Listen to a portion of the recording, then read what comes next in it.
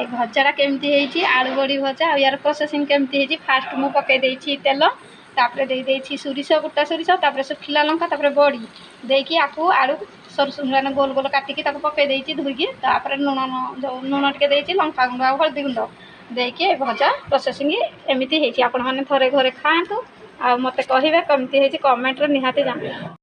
Hi friends मो संध्या आपंकर YouTube channel ऋषि पाई स्वागत। आप सब केमती अच्छा मुझे भल अच्छे आप सब भल थे आशा विश्वास टाइम तो है गोटे आज मोर बहुत लेट है कारण सकाल मुझे भिडियो बन पारे 8टार उठी कम सारी फ्रेश हो रेडी तो रोसे ना भात अच्छी खाली आलू भात दूसरी करके चलतु एवं गोटे जगह को जाइए मोर कम है से आसला मोर लेट होगा जेहेतु लेट होगा है फ्रेश है लुगमुट सब सुखेली जहाँ सुखुला सब आनी कम सारी बेडसीट भी सुखुला सब आनी पकई जहाँ जी काम सब सार देगी भजा बसई बड़ी आलू भजा चलते देखा कहीदे चैनल जो नुआ please like comment share subscribe कर सपोर्ट स्टार्ट कर वीडियो खाना कारण वर्षा हबार संभावना अच्छी देखो आमर से आगे घर कम चली कि बिलराक सब पानी हो जाए सेयार कर मेघ सब अंधारिकी आसूँ वर्षा हबार संभावना है झरका तल आप वीडियो सेयार कर देखते भल पाते एंजय करूँ मजा मस्ती देखो बेडसीट तो ए सफा कर पकई देखो ये बड़ भाज बिस्कुट आन पकई सिमेई गोटे मुझे आप देखा सिमेई दिआसिली ए सिमेई पकेटा अच्छी आपर देख दिआसिली अच्छी मार्केट जाइए आनी जहाँ चिंता सब परिवा अच्छी चलतु ये भजा बसई आलू बड़ी भजा चलतु देखा निहाती देखो भजा कलरटा केमती बिना माने मसला ना खाली लंका गुंड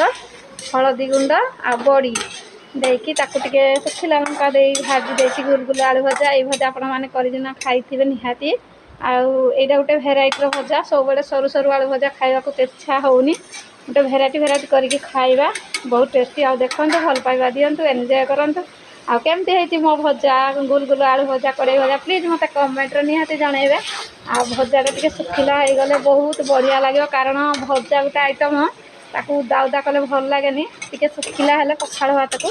तार मजा अलग पखाड़ भात को गरम गरम आलू बड़ी भजा को मैंने खाइबे जल्दी मत कमेंट करूँ आम घर को थे आसतु मुझे रोसई करी आप खाई जी देखते कमती प्लीज कमेंट्रे निहाती जनइबे।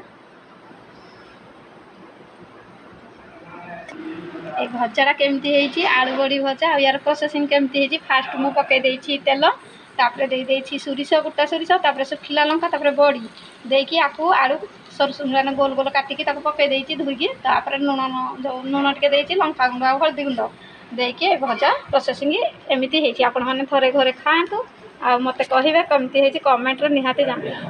देखा तो टाइम तो पखापाखि गोटे पर है मो पुतरा एना हापी स्कूल आसला आम पटे पड़े जाइए आम चलतु आ डेरी न करवा मुझे फटाफट एवं खाइबी आउ सर्ट वीडियो आप खाଇବା दूसरी भल पाइबा बहुत दौरान सपोर्ट कर चलतु डेरी नक फटाफट खाईदबा देखो पूरा अंधार देखा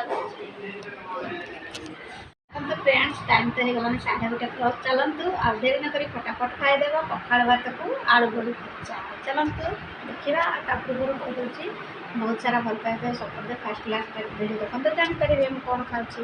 देखो ये पखाड़ भात आगे आलू बड़ी भजा और आचार टे खाई आचार टे अच्छे देखते कमी खाଇବା प्लीज कमेंट्रे निहाती मैंने जनइबे।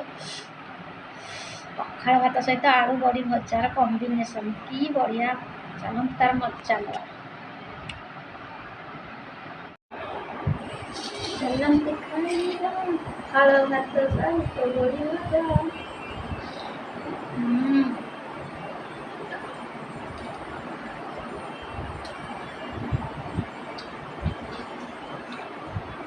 बड़ी एमती आइटम जो खाली भल